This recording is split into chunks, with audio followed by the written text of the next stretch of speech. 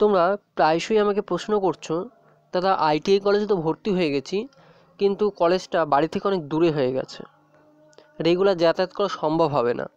আবার অনেকে প্রশ্ন করছো, দাদা ভর্তি হয়েছি কিন্তু ট্রেডটা আমার পছন্দ হচ্ছে না, তো কি করব?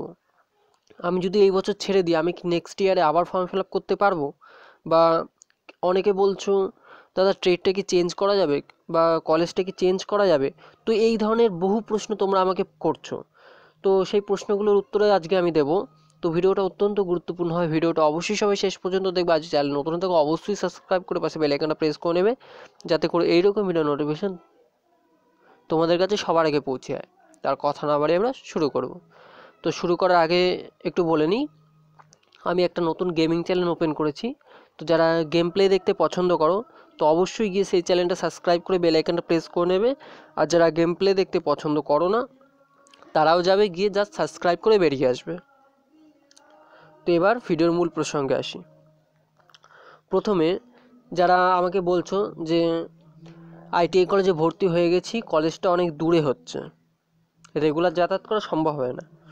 তো দেখো, রেগুলার যদি যাতায়াত করা সম্ভব না হয়, তাহলে একটা জিনিস তোমরা করতে পারো, সেখানে একটা বাড়ি ভাড়া নিয়ে তোমরা থাকতে পারো, থেকে করতে পারো। কারণ দুটো বছর যদি একটা ভালো ট্রেডে করো, তাহলে ভবিষ্যৎ কিন্তু ভালো হবে।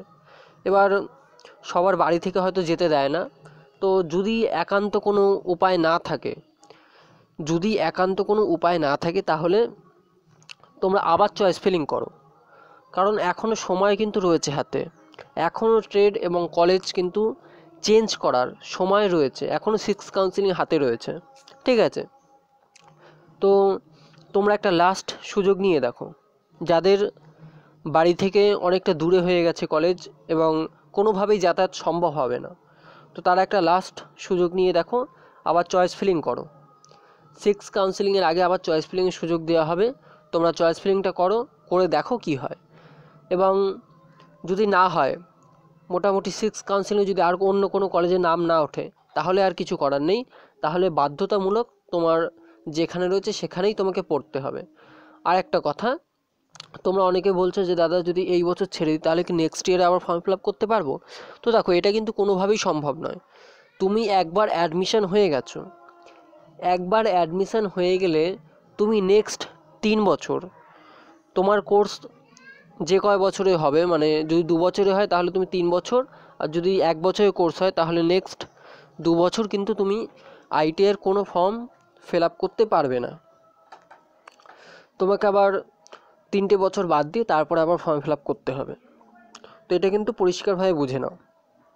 তুমি যদি একবার ছেড়ে দাও, এই বছরটা ধরো তুমি ভর্তি হয়ে গেছো, তুমি অ্যাডমিশন নিয়ে নিয়েছো এবং তুমি কলেজ করবে না, তাহলে কিন্তু তুমি নেক্সট 3 বছর তুমি আইটিআই ফর্ম ফিল আপ করতে পারবে না।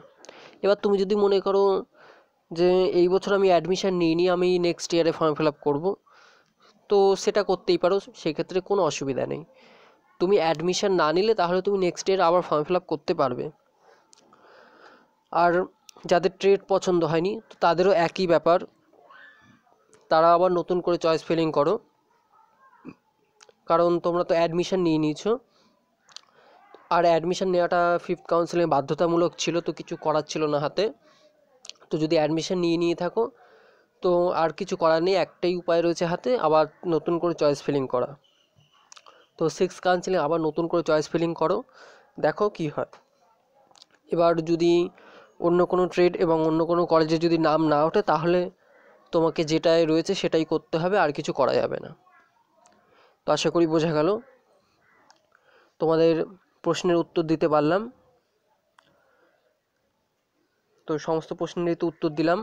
যাদের কলেজ পছন্দ হয়নি তো তাদেরও বললাম, যাদের ট্রেড পছন্দ হয়নি তাদেরও বললাম, এবং এই বছর ভর্তি হয়ে ছেড়ে দিলে নেক্সট ইয়ারে নাম উঠবে কি, মানে ফর্ম ফিল আপ করতে পারবে কিনা সেটাও বললাম।